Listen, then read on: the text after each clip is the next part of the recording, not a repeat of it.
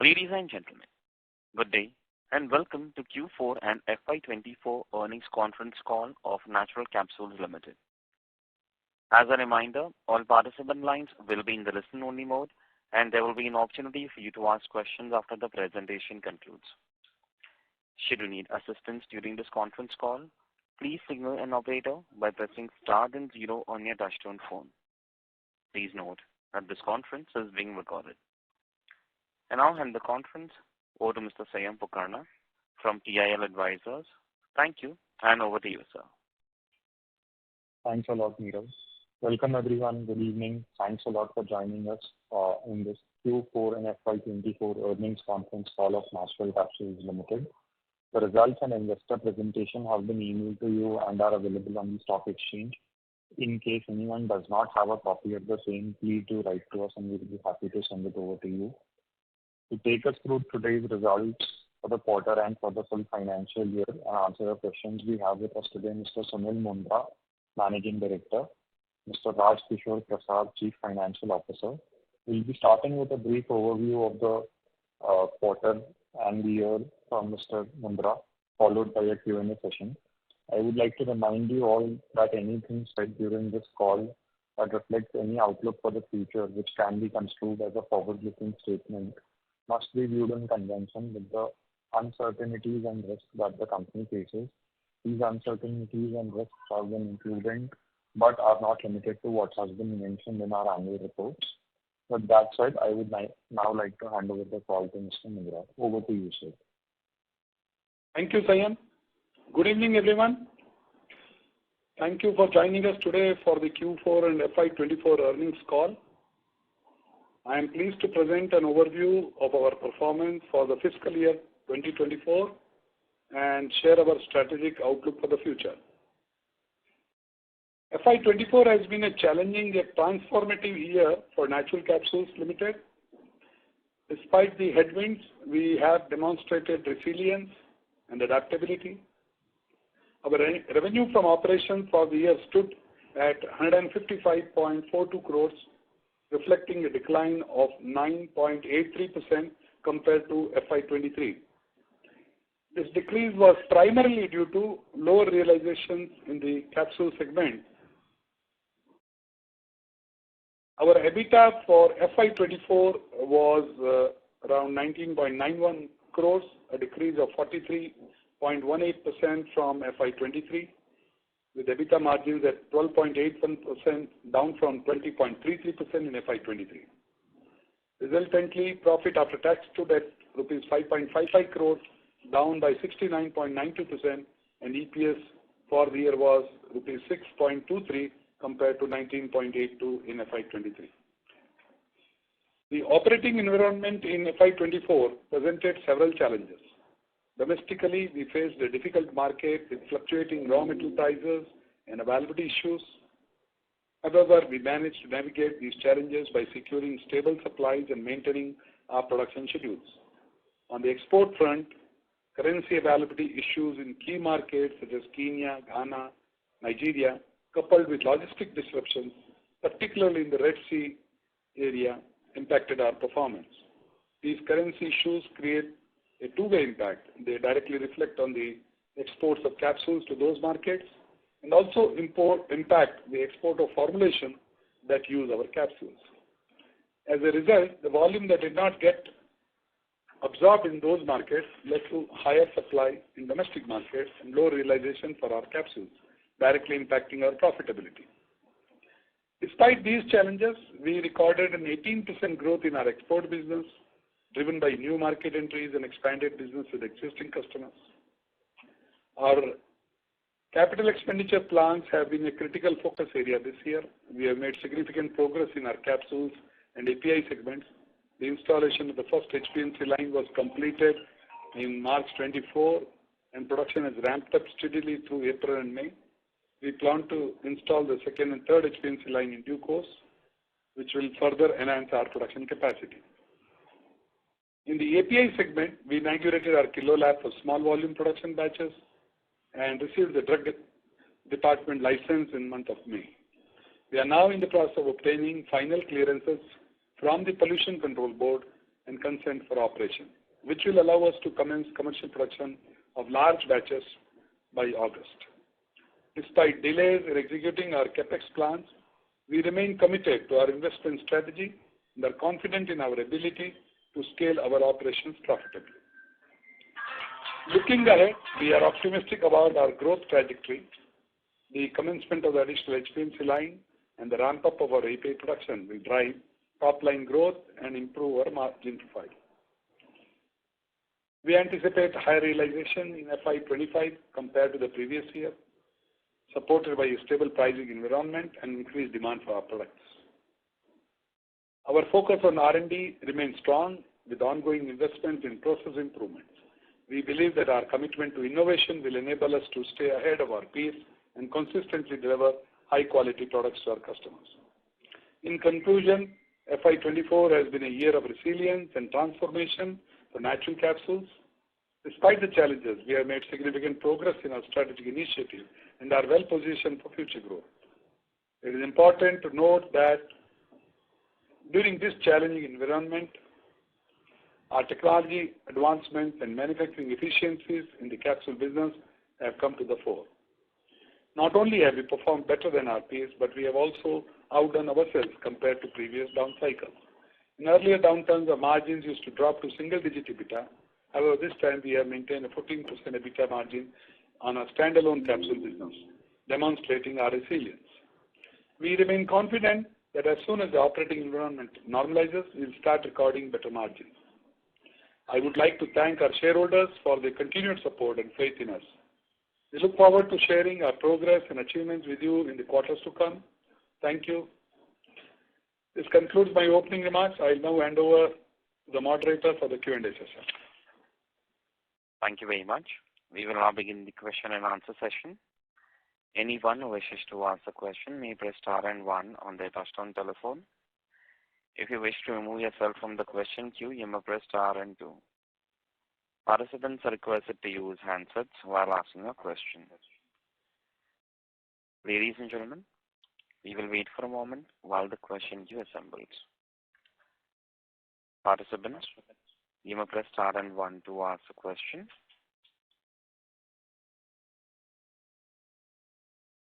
The first question is from the line of Ritesh Chaudhary from Molecule Ventures. Please go ahead.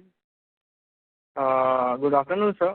So my first question is, considering the operational difficulties you are facing currently in the market, what is our expectation of sales and profitability in FY25? Okay.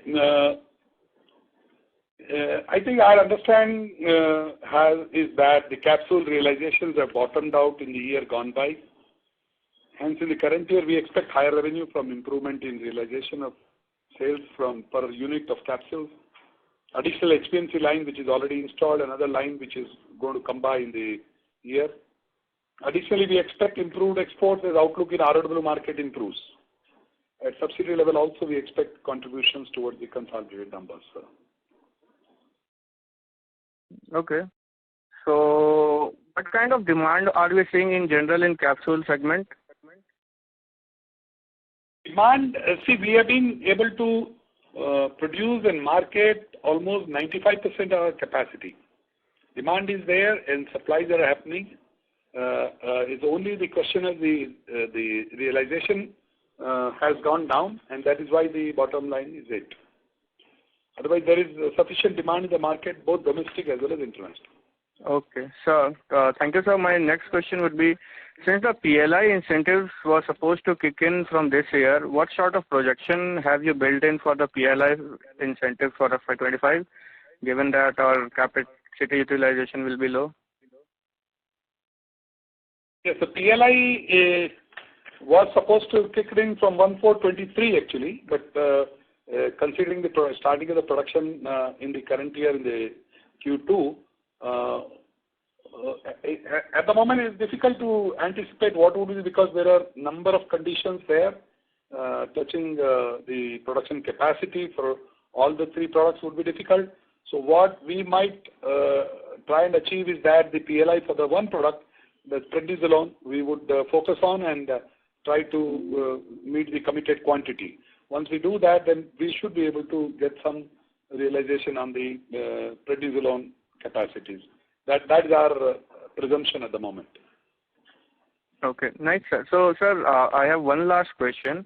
So, sir, can you give an elaborate breakdown of fund utilization for CAPEX plans, right? And it seems there have been some cost overruns.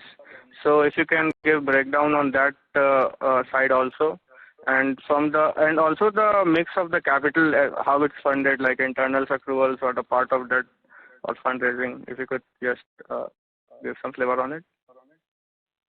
The total CapEx on the API project, you are referring to the API project, right? Yes, yes. Okay. The total CapEx on the API project, which was originally estimated during November 2020 when we made the PLI application, was around 96 crore, which was actually too preliminary, and at that time detailed engineering was not done. It happened after that, and it got revised to about 130 crores in 2021. But after that, our decision to go for a improvement in the layout for meeting the regulatory requirement, the decision to put all the basic infrastructure like the buildings and all for both phases at one go, and of course the delay in the increase in the preoperative expenses due to delay in starting the commercial production. All these reasons have pushed this cost, and now at this moment we anticipate the cost to be about 167 crores.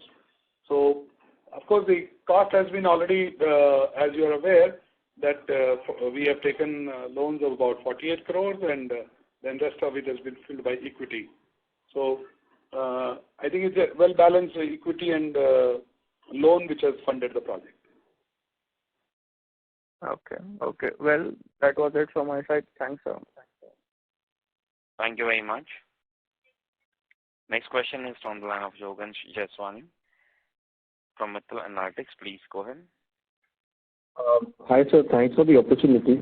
One question on your HPMC line. So we had in our previous presentations mentioned the timeline for the expansion, but this time around there seems to be some delay.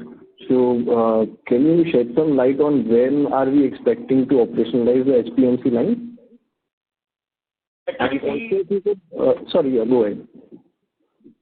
Yeah, actually our project for HPMC line consisted of, HPMC project was consisting of 3 lines, out of which the first was commissioned sometime in the Q4, and then it has started commercial production by end of March and stabilized production in April. So right now we are fairly satisfied with the quality of production and the quantity it is giving output, though it needs improvement over a period of time. So now, after looking at the technical parameters of this line and any specific modifications that needs to be done, we will be taking a call on the second and third line, in which we anticipate that they will be implemented during this current year. Okay. And so currently, what would be the realization trends for these HPMC capsules? HPMC capsule realization is about 28 paisa per capsule, sir. And what is the trend like, sir, compared to previous quarters? Is it again getting competitive when the prices are down, or how are they trending?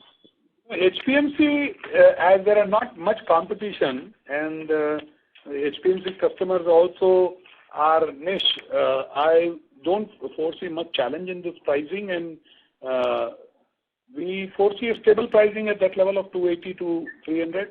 Maybe it can go down by up to 260. That's the kind of fluctuation we can see. As far as your question that how it is comparing with the previous quarter, it is fairly stable in last 2-3 quarters. Okay. So, sir, if we have to think about our margins, which used to be 20% plus, and then they have come down to 10-11%, if they have to go back up, so what kind of scenario you want in industry to happen? Do you want RM pressure to reduce, or is this more because of the demand that the prices are subdued? And what is our take on EBITDA margins? How can they get back to 15-20% on a sustainable basis? Actually, if you look at the facts, the consolidated balance sheet results have shown there is a drop in EBITDA margin. But if you really look at the EBITDA margins on a year-on-year basis, the drop is about 6%, 20.33 in FY23 to about 14% in FY24.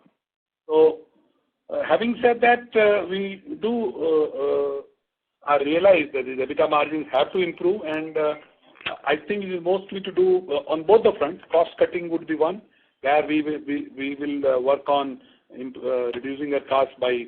We have tied up with a power generation company for supplying solar power to our Bangalore plant, which gives an effective saving of around 1 rupee per unit.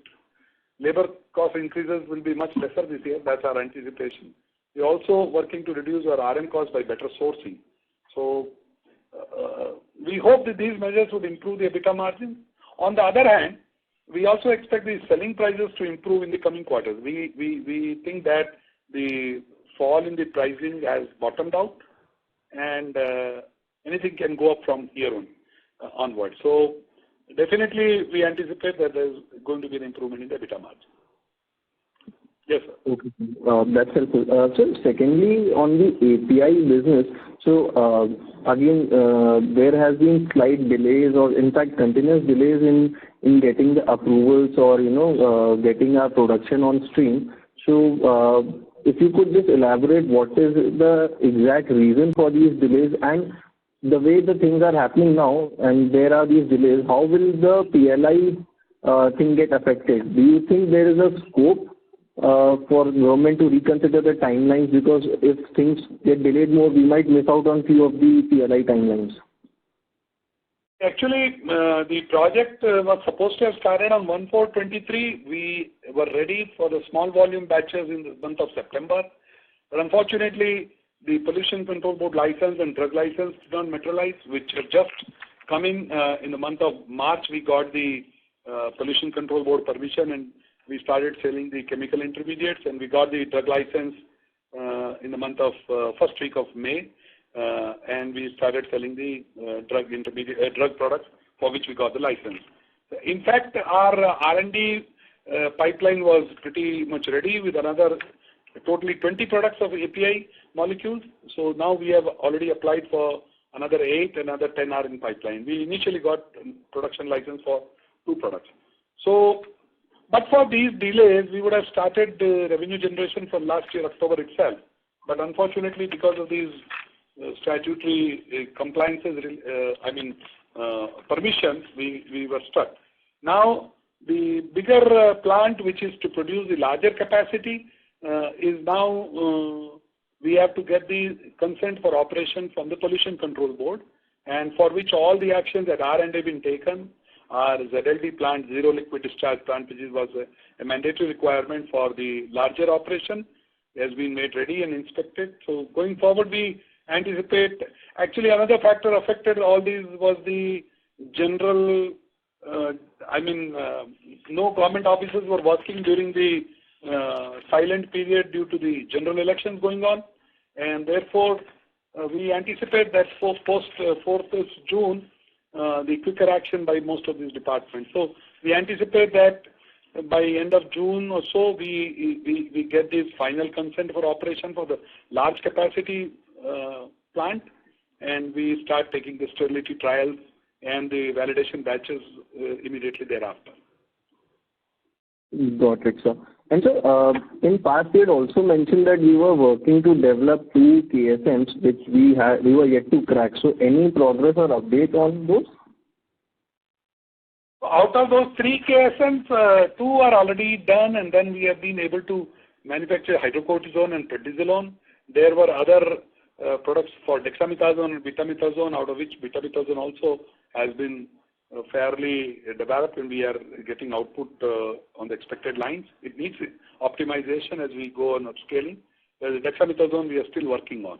So probably as we stabilize these 2 products, our R&D is totally focused on these achieving the goal.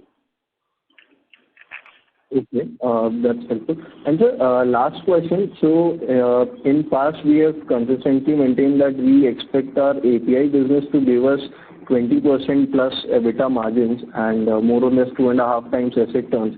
So, given the way things are panning out now, and now you have a better understanding of how the product is behaving at your pilot scale and how difficult or easy things would be at the commercial stage. Do you still think that those assumptions and those workings hold true? I agree that there is a drop in price realization for most of the APIs, and we feel that yes, the most of the projections for API projects have gone haywire. But my take is that our initial the promise that we will be able to do 2.5 asset turn is in the year number 4, when we have significant revenue coming from regulated market customers. We still hold that kind of a view, and we hold that. See, international business customers are not affected by these kind of fluctuations in the pricing. They are your customers for a stable customer for a longer period of time, and the margins are pretty stable and good margins. So we still expect the asset turn to be in the range of 2 to 2.2 in the year 4, when we have the significant revenue coming from regulated market exports. And so in near term, say next 1 year? Yes, next 1 year probably. I think we are totally focused on domestic customers. Domestic customers, yes, there is a tough margin challenge there, but still we would see that it to be in the range of 9 to 10% in the domestic business. Thank you very much. Got it. Thank you. Come back. Thank you very much. Next question is from the line of Darshil Zaveri from Crown Capital Partners. Please go ahead. Hello. Good evening, sir. Thank you so much for taking my question.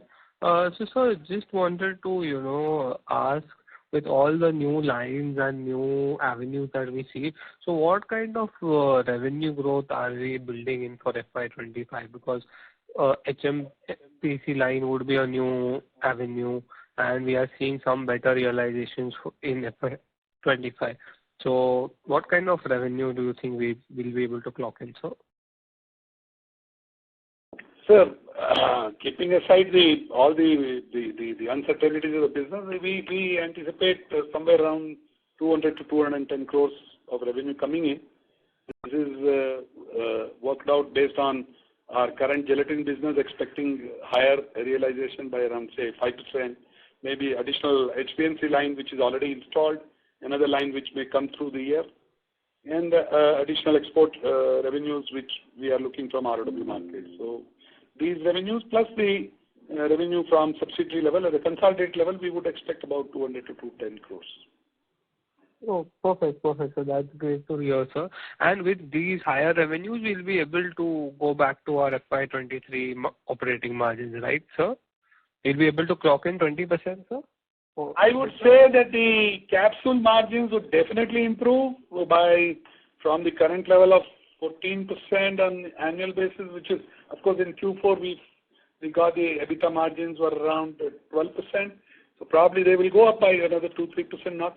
But of course, the API business definitely will have a challenge, being the first year of operation. There we will it will be less than the capsule margin. So therefore, at the console level, there will still be a kind of a growth like what we are currently seeing. So at the capsule standalone, we'll see improvement. At the console level, there could be a small reduction, or maybe at the level at which we are today. Oh, okay. Fair enough, sir. And so on a longer term basis, with new lines coming in and new products, sir, so what is our vision, maybe, 3 years down the line? How do we look at it, sir? I know it's maybe a longer term vision, but then just any internal target that we have, sir. So our vision for capsule business is clear. We are the second largest capsule player in India. We want to consolidate that position. Our HPMC business is in for a major overhaul, in the sense that internationally HPMC consumption is going up, and we foresee that our capacity is going up in HPMC over the period of next 2-3 years. So I think there is a consolidation in our industry happening over a period of time that may bring in more bigger size for our capsule business. At the API level, API subsidiary is concerned, we are clearly focused towards going in for regulatory audits for our API plant in about 24 to 30 months. We expect the EU GMP audit or US FDA audit. we want to start with the exhibit batches as soon as the drug licenses are available, and then start filing the drug master files in about 6 months' time once the stability studies are over. So our vision for 3 years down the line would be for the API plant to have got regulatory approvals and capsule business to be bigger in size and bigger in margin. Okay, fair enough, sir. And just any kind of demand environment risk that you see, sir, that maybe that can act as a speed bump for our growth ambitions, or any risk of further slowdown or realization drop? You are referring to capsule business or the API? Capsule business, sir. So, capsule business, of course, we have seen the drop in realization in last 6 quarters. I've explained the reason in my opening remarks. It happened due to many factors, especially the disturbance in the exports leading to drop in demand of the exporting formulators, which caused surplus supply in the domestic market, thereby causing some surplus quantity here. But as a mature company, we have our own strategies of looking at increasing exports, which always fetch about 15 to 20% higher margin. And I'm happy to inform all of you that in the year gone by, we have increased our exports by 18%, and to some of the new countries, new continents itself, and some of them are much more mature markets. So it is not only the demand supply which is causing the impact on the net sales realization. Of course, it's the choice of the customer, choice of the country, type of product that you are dealing in, the type of regulated product that you are supplying in. If you are supplying to the capsule products which are going to be exported to US or Europe, it will definitely fetch a better price. So it's a combination of many such factors, and we are focused towards maximizing our EBITDA margins and the net sales realization. Perfect, sir. So that's it from my side. So all the best. Thank you so much. Thank you very much. Next question is from the line of Ankit Gupta from Bamboo Capital Partners. Please go ahead. Yeah, thanks for the opportunity. So my question was, have we seen any significant decline in prices of the API the 3 API that we plan to manufacture for the past year or two, given the kind of pressure we have seen in other chemicals, including APIs? Yes, Ankit, I think you're right. There is a significant decline in the API price across the board. And in our segment also there is a decline. I have seen in last 12 months or 4 quarters, we would say that there is a 15%, 17% decline over the prevailing prices then. But I have seen that in last 1 quarter post the Chinese New Year holidays, there is an uptick again. The main reason, if you analyze, are that these Chinese players, most of these API segments had stocked well during COVID period, and there was expansion of capacity there. So now I believe those channels are they are liquidating those stocks, or they have liquidated in last 3-4 quarters, and probably things are coming back normal. So in between, the Chinese guys were also selling below their cost production. That's what we could understand. As far as we are concerned, yes, we are geared up to meet their challenge, and we will have to adopt some innovative strategic marketing or production strategies whereby we can import some of the intermediates to manufacture the end products, which will be cost competitive. Maybe that might impact our PLI realization. But having said that, the Indian industry is also has approached the Government of India, Department of Pharmaceuticals. In recent video conference, Secretary Pharma has assured that they will look into the cases. They are going to soon form a committee whereby all such cases of predatory pricing from China would be looked into, and appropriate actions will be taken. So I'm sure that the government of the day is aware of this scenario, and it would not allow the local domestic API, the government supported with the PLI scheme, to go down. So we are quite confident. But our vision is clear that down the line, 2-3 years, we are focused for regulated market business, which in any way is not impacted by these vagaries of the Chinese market. And most of the regulated market is looking for alternatives to China. So hence, our vision is clear, though there are challenges in the first or second year, but as we start our regulated market business, we hope to come back to normalcy on the pricing front or the realization front or the EBITDA margin front in the API business. Okay. On the regulatory side, any timeline that you can give? Sorry, can you speak a little louder, please? So on the regulated market side, can you tell us about which markets are we targeting and what is the status of, regulatory approvals from their respective agencies like, Europe or US if you're targeting them? See, the regulatory business, the audits will be, in form of starting the exhibit batches. Post the exhibit batches, the stability data has to be generated. The stability data has to be filed in form of drug master files with the European Authority for CEPs and for US FDA DMF, and we need to update them. So over a period of 18 to 24 months, we invite the customers to trigger the audit, and those customers would initially do validation batches at their end by taking sample quantities from us. Once they are satisfied, they would trigger the audit. So we expect these regulatory audits to trigger anywhere between 24 to 30 months from the date on which we start the exhibit batches.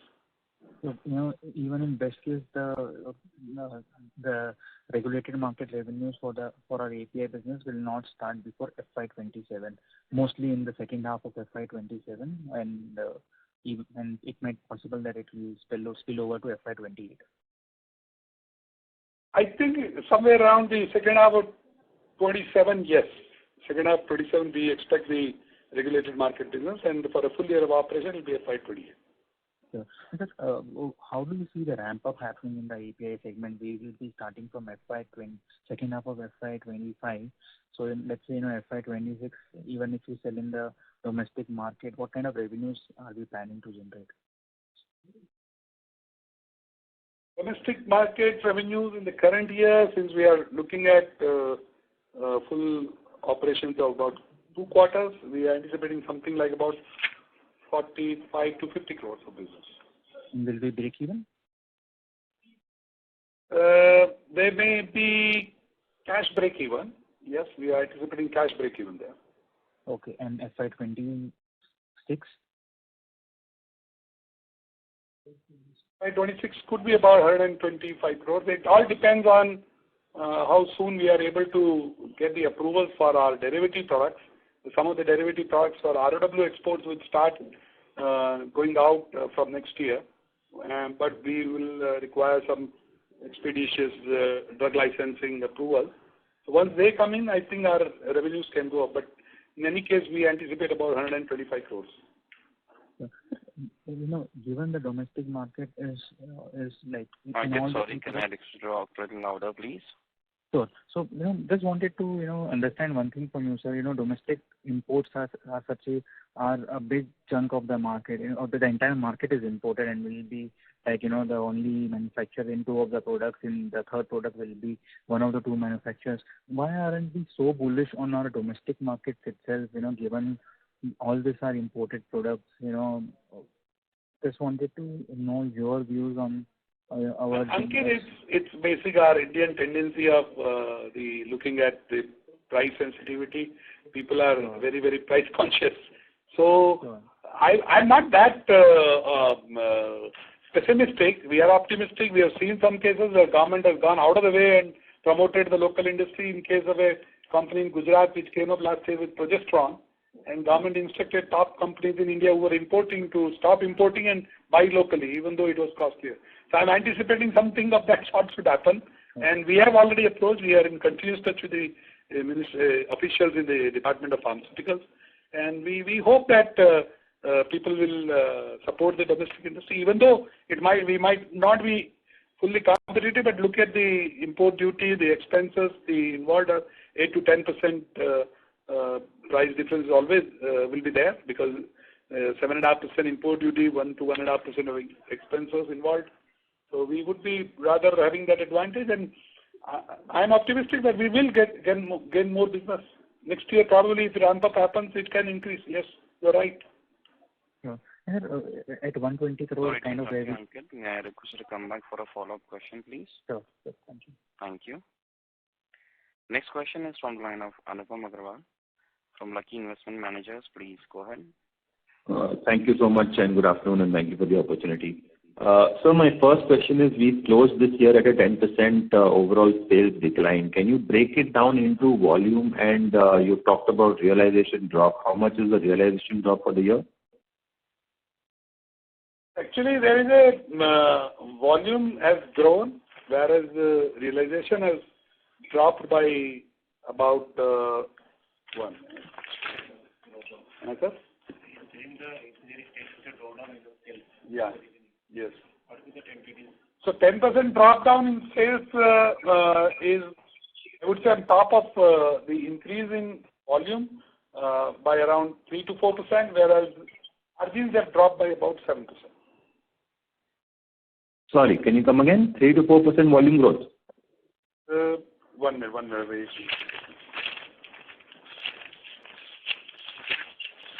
The realizations have dropped by about 12 to 13%, and there is a volume growth of 3 to 4%.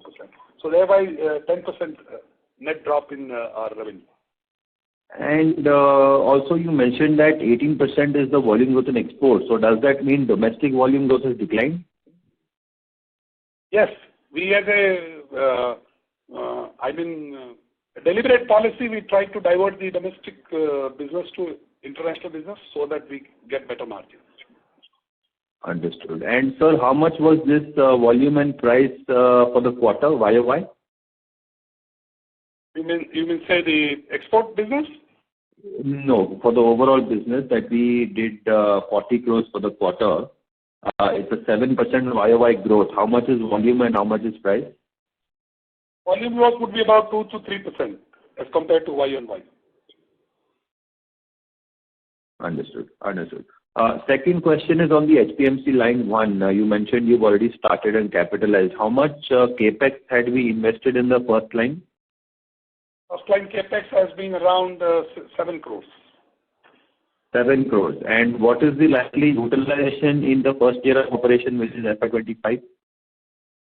FY25, this machine will be utilized 95% of the capacity. Maybe going forward, as we have already stated in our opening remarks, the line number 2 and 3 also will get commissioned. Utilization is always in the range of about 95%. Understood. And you mentioned 0.28 paisa per capsule in the HPMC. How much is the per unit realization in the normal business, base business? In capsule is roughly around 10 paisa. 10 paisa. Okay. Understood. My next question is on the API business. So you mentioned that there has been price decline in the 3 products that we had gone for. And you mentioned the deflation is about 15 to 17%, and there's a delay. My question is, what sort of implication is there if we are not able to, on a timely basis, execute the project and apply for the PLI benefits and incentives? Is there any implication on that front that we are not able to execute timely? The project has got delayed. Now the project has got completed practically, but the approval for the larger plant is expected now by end of first quarter, and we hope to start the large volume batches in Q2 of the current year. And the implication on the PLI is that the current year PLI revenue would be reduced to the proportion. So therefore we have revised our strategy of, instead of focusing on 3 products, we would focus on 1 product so that we achieve the full quantity, which is the committed quantity for the PLI benefit, and try to get the incentive out of that.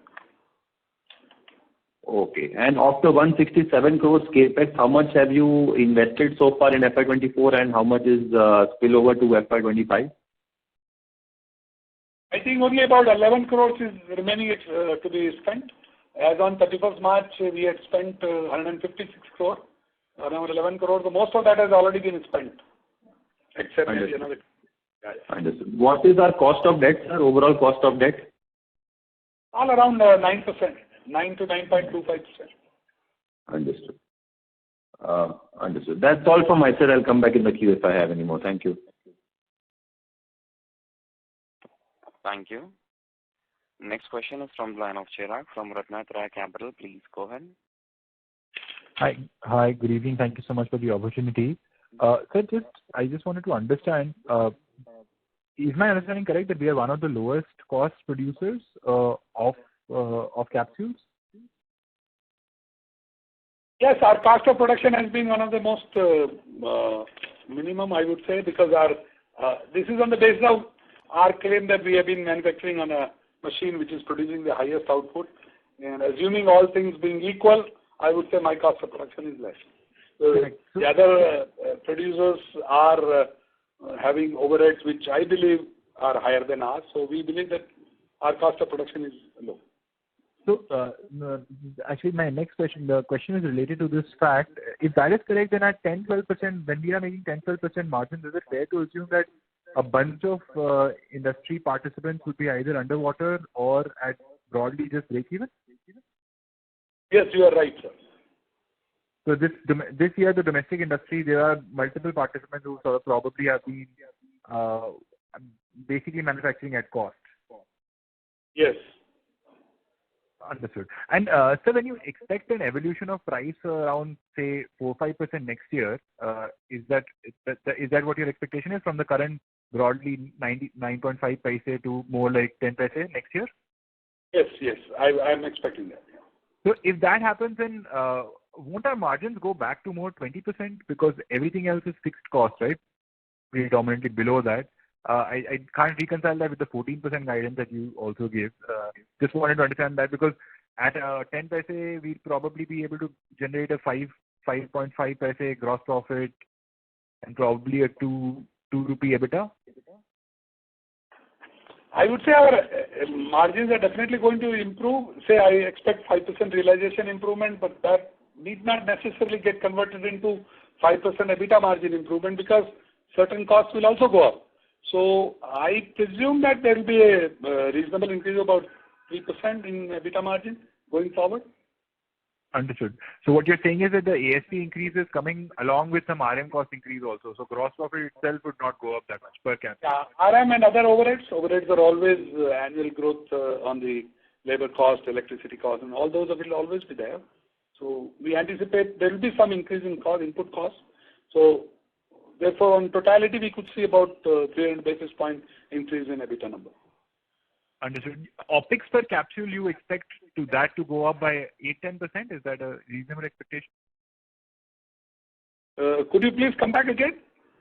OpEx per capsule, the OpEx cost that you are saying are sort of going to go up.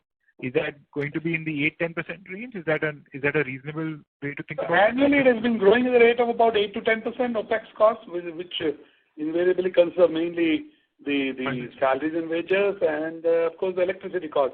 So this year we have taken certain measures to control our electricity costs. Will not go that much high. We have used some green energy and invested in a solar power generating company, and we have tied up for one of the plants in Bangalore to 100% source solar energy. So thereby our cost per unit has gone down by 1.5 rupee or so, and that would provide some savings to us.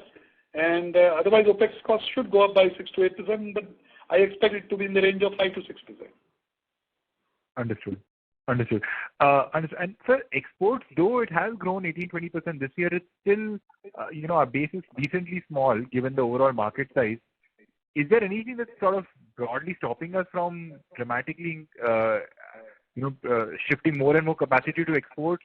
What is the constraint on sort of going even faster there on exports? Because if I'm not wrong, that allows you to sort of have stable realizations over a period of time, right? Yeah, you are right, sir. So actually, we are working hard and we have added on more marketing team members on the export side. We have. I'm happy to inform that this year was the first year we started exporting to US market. So US to nutraceutical customers we have been supplying now, and maybe we'll type with the pharma customers also, generic pharma there in US. So I think we are looking at more new geographies as we are consolidating with our existing customer base also. So we are hopeful of increasing it gradually. As the markets are challenging there, the there is a competition from China, but having said that, we also have our own advantages, strengths there, and we have been consistently growing on exports.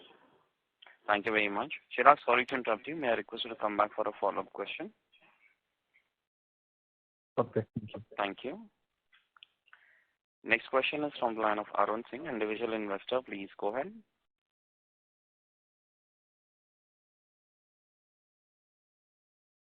Arun Singh, may I request you to unmute your line and go ahead with the question, please? Yes, hello. Thank you. Thank you very much, sir. This is actually a new company for me. So thank you very much for the opportunity. So my question is about the raw materials that we export. How much margins are we expecting for the next year? You are referring to raw material means what? We are exporting gelatin capsules, HPMC capsules?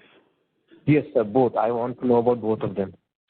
Generally, as I mentioned, that our sales realization in domestic on a blended basis is about 97 paisa in this quarter, which probably will, if you break it on a domestic and export basis, it will be something like 92, 93 paisa domestic, whereas about 112 paisa for the exports. So there is a 20 paisa difference between the two. So the export fetches about 20% better realization. Okay, thank you. Thank you. Next question is from the line of Vinay Shah from Prestige Investments. Please go ahead. Yeah, hi. Thank you for the opportunity, sir. Sir, out of this total installed capacity of 18.75 billion capsules, how much would be HPMC capsules? So actually, till now we have been producing HPMC capsules on a campaign basis on our gelatin lines.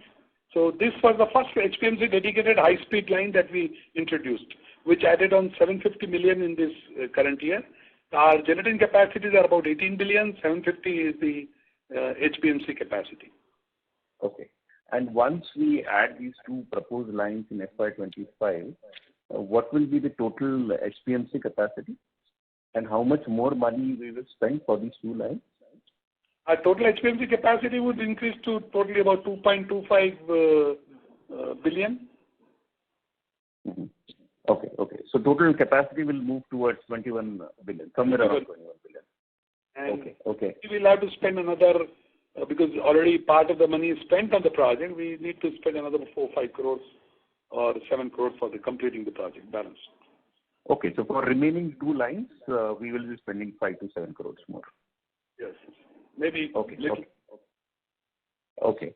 And what after that, sir? I mean, what is our plan to move towards, let's say, 25-30 billion capsules over FY26, FY27? Are we thinking in that direction? And what kind of investment? As I already mentioned in one of the previous answers, that we are looking at consolidation in the next 2-3 years, as there are players who probably are looking for consolidation. So yes, we will look for opportunities wherever it meets the synergies. We will look for that, and there could be organic or inorganic growth both ways. Okay, we are open to inorganic growth as well. Okay, and this capacity addition can take place in our existing facilities, right? Exactly. It's already been planned. Infra is already existing. Okay. And so usually, how are these contracts with our customers structured? I mean, these are spot sales, or these are like quarterly agreements, annual agreements, offtake agreements? I mean, if you can just help us understand the way in which we are structuring these capsule sales contracts with our customers. Usually, what's the norm and what are we doing in exports and domestic both? Yes, so in domestic, it depends on the type of customers. The large customers like MNC companies, large Indian corporates, or mid-sized pharma companies, they generally tend to give scheduled deliveries, maybe over a period of 3 months, and then they will, generally the prices are negotiated maybe once a year only, but since last year was a tremendously under pressure year, so probably they were negotiated more than once, and whereas the domestic export formulators or the generic players, they do spot deals on purchase order to purchase order basis. Whereas in export markets, it is fairly stable. There we have annual contracts with our distributors and the large customers. Mm-hmm. Okay. Okay. And sir, historically, our capacities have gone up, or we have operated at more than 100% as well. So that is a possibility even this time as well, right? Yes, I think it can happen. But generally, we have been, the installed capacity is declared maybe little conservatively, and sometimes, depending on the demand, we run machines without shutdown, so it can produce theoretically more than 100%. Okay. Okay. Sir, I have a follow-up on the API subsidy. So, I mean, in our presentation, we are talking about the ESOPs given to our R&D team. So, if you can, what is the strength of our current R&D team? How many people are there? And are these ESOPs being given at a subsidiary level or at a natural capsules level? If you can just help us understand. To answer your the question about the strength of the R&D team in API business is about 34 people today. They consist of 3 teams: the fermentation R&D, the chemical synthesis R&D, and the analytical R&D. So we have a fairly good team led by senior people who are doctorates, PhDs, and postgraduates, and most of them are postgraduates. So now coming to the ESOP, we have ESOP scheme both in the main listed entity as well as a subsidiary entity. The listed entity gave one ESOP to one of the employees who was initially recruited for starting this R&D for the API, who was allotted one tranche of ESOP in the listed entity. The rest, he has been transferred on to the ESOP in the subsidiary. In subsidiary company, we have granted ESOP to at least 4 of the senior employees there. So. Mm-hmm. Okay. Can you quantify the size of the ESOP program or how it can evolve in the next 2-3 years? So, we have in the API got an approval from the shareholders and the investors for about 3%, up to 5% of the total paid up capital. Okay. Okay. And sir, with respect to, because we have invested a large chunk of outside money into our subsidiary, and we have seen that earlier these investors, they have exited via IPO route in their earlier investments. So what is the possibility that we should look at over here, let's say 4, 5, 7 years, whenever it materializes, whether the investor would want to exit via IPO, OFS route, or demerger? Eventually demerger will happen and existing shareholders will also get shares of the subsidiary company. What is the thought process, or how should we think about it, sir? Our understanding is that the investor would exit. They have various options. One of them would be, of course, listing the subsidiary on the stock exchange, whereby all the shareholders of the listed entity would get the shares in the subsidiary as well. That is a fair possibility. Okay. Okay. So we are. Sorry to interrupt you. May I request you to come back for a follow-up, please? Sure. Thank you. Thank you very much. Next question is from the line of Hemant, individual investor. Please go ahead. Hi, sir. Good evening. Good evening. Yeah, my question is related to the Mexico order which we got last year. So what is the status of that order, sir? Yeah. So Mexico order was with a large MNC company there, which operates in Mexico, one of the top 3 companies there. Though it was slow to materialize, but now last quarter we have exported 2 containers, and we are hoping more and more orders to come in now. Is a market where the approvals come very slow by. The approvals come by very slow, and that's why it has taken time. And in between, the international lead times for the delivery of capsules also improved. So therefore, it took some time. But now our partner in Mexico is also fully focused on developing the business, and we have been continuously giving them techno-commercial support. We hope to do bigger business in the current year. So we were expecting 40-45 crores of revenue from this. So what is the expectation for this year? I think these business brought us about not more than 3 to 4 crores last year. Of course, because there was a lot of delay in their approval process, and then, of course, as I just mentioned, the lead times in their international other suppliers came down, so that went down. But with looking at the current forecast given by them, we anticipate about 15 crores from Mexico in going full year of operation. Is it 15 crores, sir? Yes, I anticipate that. Okay. And in the previous answers, you were mentioning that you have supplied few capsules to US this year. So did we have any USFDA audit in your company? No, I mentioned that it is for nutraceutical company, and we are now targeting some generic pharma company. But as per the USFDA guidelines, this capsules is being categorized as excipient, and they are not at this moment giving priority for excipient site inspections. Okay. But I don't know, any point of time if we supply to pharma companies, it can trigger audit from USFDA. Yes. We are prepared for that. Okay. And regarding the API small batches, what we are doing, sir, what is the feedback from domestic customers? The feedback is quite reasonably okay. We have just started supplying the pharmaceutical pharma grade of products. Just got license for 2 products. Another 8 products are expected in next week or so. 10 are in the pipeline. So we will have a portfolio of 50 products by end of this quarter. So we will be able to generate a reasonable amount of business from that. And we will get the feedback, and based on the feedback, we'll definitely be able to meet the customer requirements, sir. Okay. Sir, and my last question is related to this your HPMC line. So we were purchasing these lines from DBDS Robotics, if I'm not wrong. Yeah. So what can be the maximum duration for us to purchasing these lines? So sell this. At the moment, we already have orders booked with them. We had booked order for 3 lines, out of which 1 got commissioned last March. And other 2 lines are in pipeline. We will be commissioning them. So at the moment, we don't plan to add on more lines. And going forward, we will evaluate it. If required, we can always add on that. Their lead times are about 6 months. This is the order. We can deliver in 6 months. Okay. So maximum is 6 months only.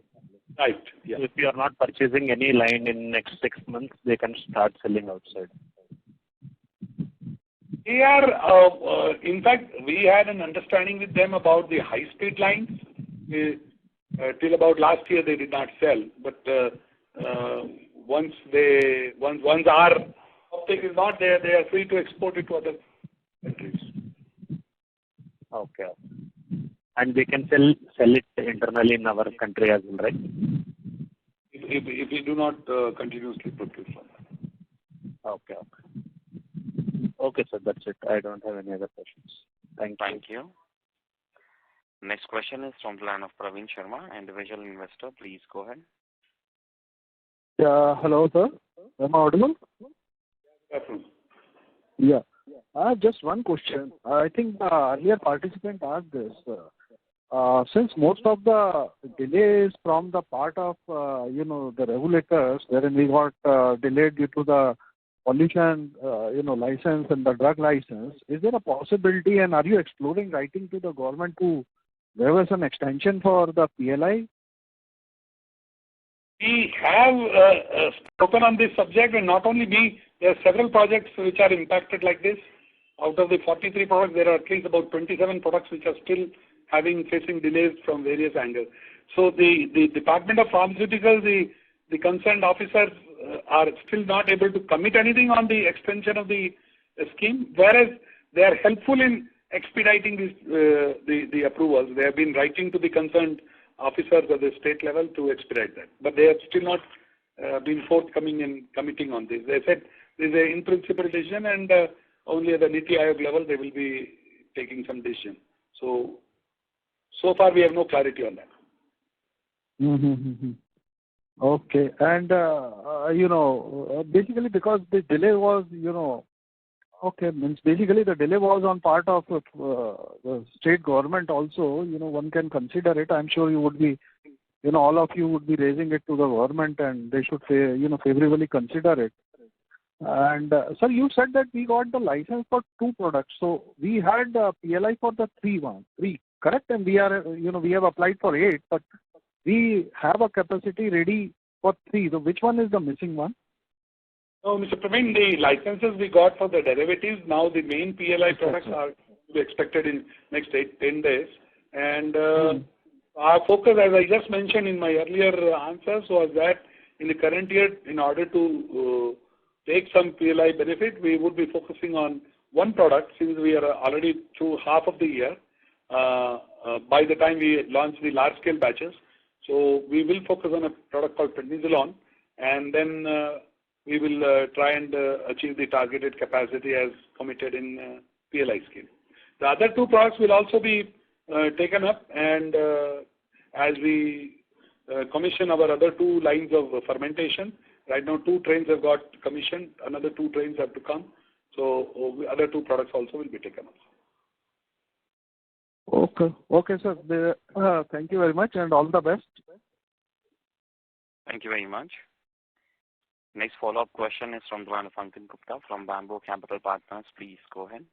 Yeah, thanks for the opportunity, sir. One challenge that fermentation players face is that transferring when the transfer happens to the commercial plant from the pilot plant, the scale up, large scale manufacturing is a challenge. So how confident are we that we'll be able to successfully stabilize all the 3 APIs and commercially manufacturing large batches? Yeah, I think that's a very valid question, and but we are confident in the sense that we have a team of people who have worked on those scales in China, like right now, because we didn't have access to a fermenter which was at a commercial scale.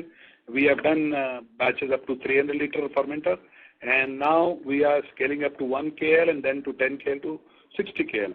So, but we are fairly confident since the team which we are having have hands-on experience. So, sir, you said that FY26 you are targeting 120 crore kind of revenues. So at that capacity utilization and output, what kind of EBITDA margins can we expect? EBITDA margin, I presume in the next financial year FY26 we expect part of the revenue coming from ROW exports. So therefore our margins are definitely going to be better than what the margins in first year. We expect about 10 to 12% EBITDA in year 2, sir. Year 2, 10 to 12% is what we are looking at. And at least we'll be able to break even on the cash level, cash basis? Yeah, cash break even I think we should have in year 1 itself. Year 2, yeah. Probably yes, we will be having cash break even, yeah. PBT level will still be losses because of high depreciation and this.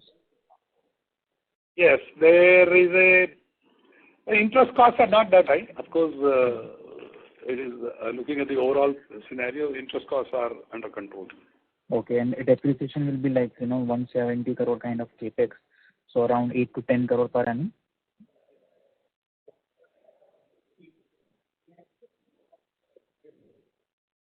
For the API plant.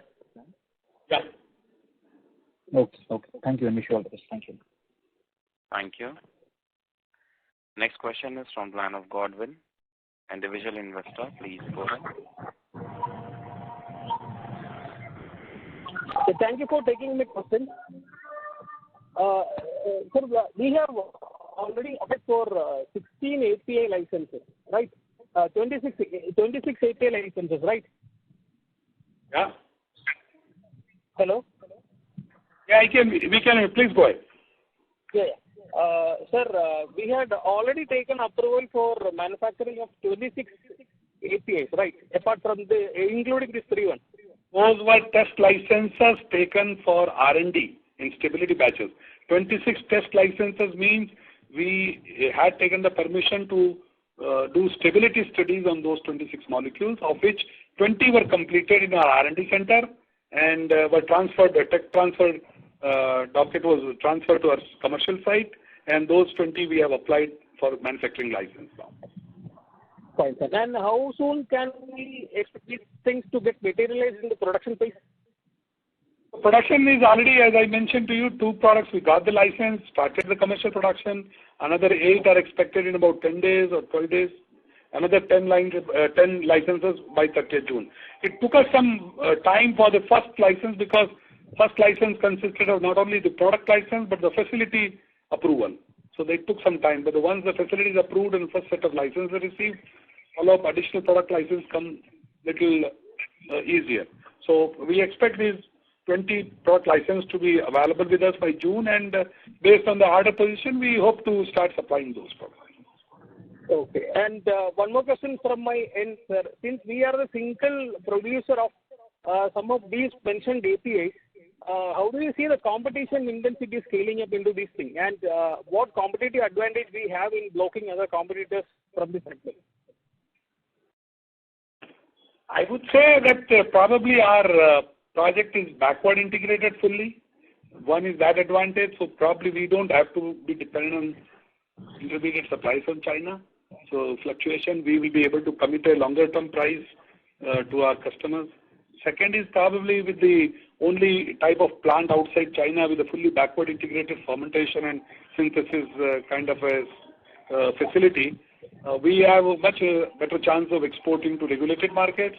So once we have those businesses, we have sustainable profitability, and that would sustain us to see the competition in domestic market. We will be able to sustain that competition. Okay. Thank you, sir. That's all from my end. Thank you. Thank you. Next follow-up question is from the line of Vinay Shah from Prestige Investments. Please go ahead. Yeah, hi. Thank you for the opportunity again, sir. Sir, you just a follow-up on that demerger / IPO exit for the investor. So you said we are open to doing the demerger and then going for an IPO. Or, I mean, I didn't get that part. If you can just help me understand that thing, sir.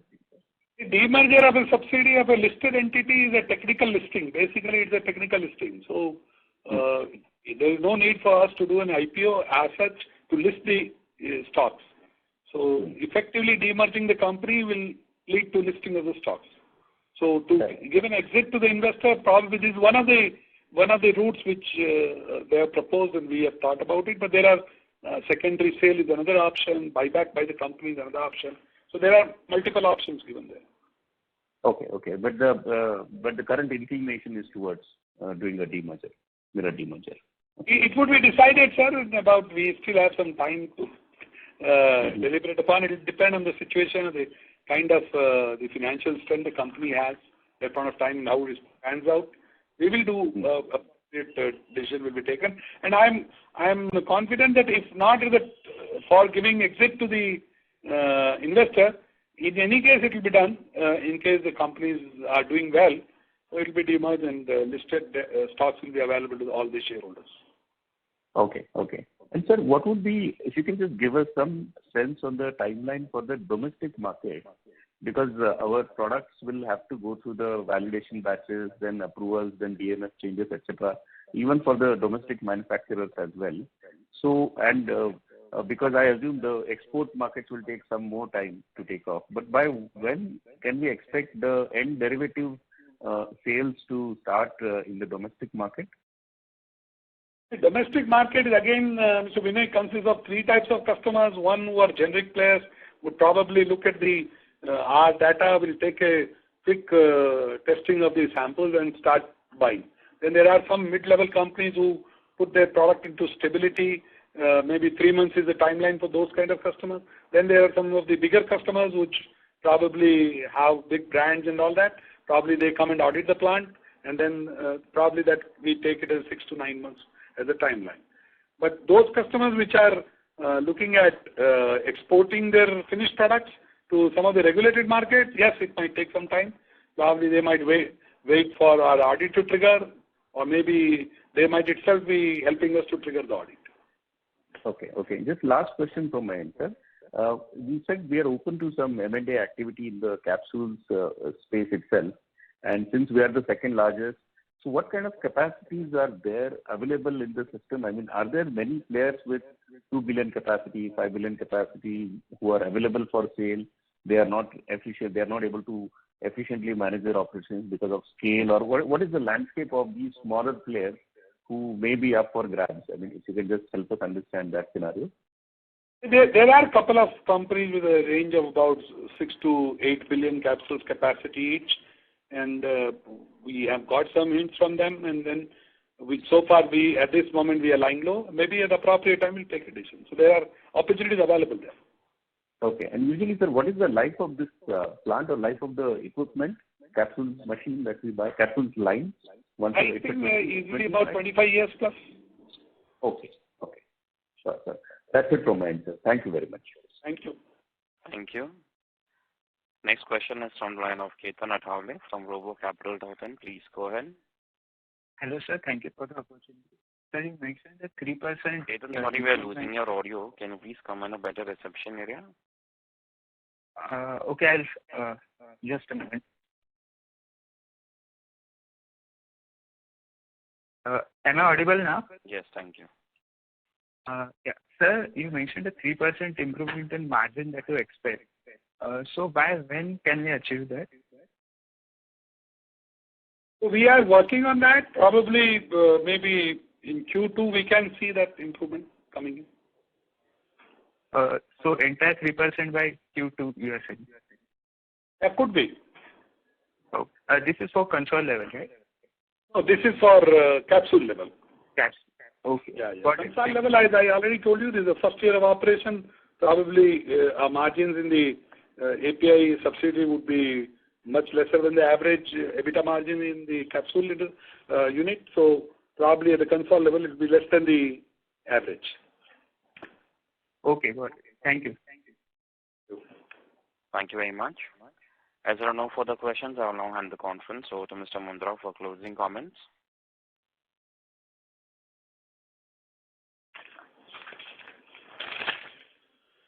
Thank you for joining us today. We appreciate your time and interest in Natural Capsules Limited. Have a great day ahead. This concludes our earnings call. Thank you. Thank you very much. Thank you. Thank you. On behalf of Natural Capsules Limited, that concludes this conference. Thank you for joining us, and you may now disconnect your lines. Thank you.